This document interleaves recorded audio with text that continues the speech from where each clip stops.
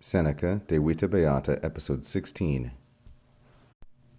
Hic, si quam respirare illi, et recedere in se vocaverit, o quam sibi ipse verum tortus, a se fatebitur ac dicet. Seneca continues the discussion of the distinction between the crowd and the individual on the topic of the happy life. Here, he says, at this juncture, if someone will have leisure, if ever they shall have leisure, vocaverit is a third singular, future perfect, indicative active, from the first conjugation verb voco, vocare, to be free, to be at leisure. If ever he shall have leisure, respirare illi, to breathe for a moment with himself, and to withdraw into himself. Illi is masculine, singular, and dative.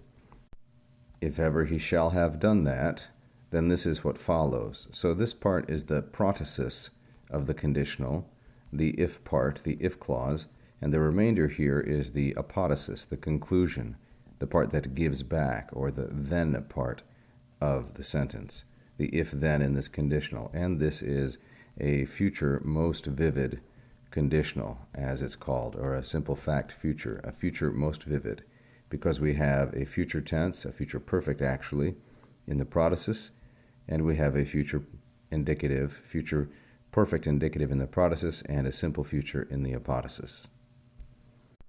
So when that happens, then this happens. O quam verum, O what a truth, he himself will say or confess and report to himself, sibi, when he has been tortus, when he has been squeezed, pressed, or tortured by himself, a se.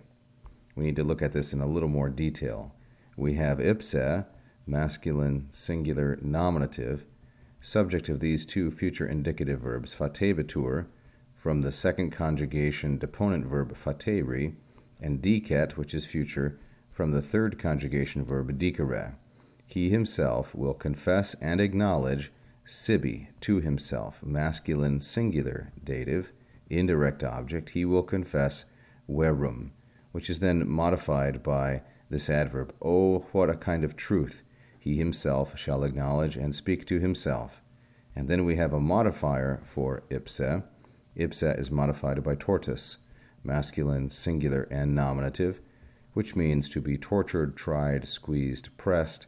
And then we have this prepositional phrase, which is an ablative of agency, ablativus auctoris, and se refers to the subject of ipse, as does sibi.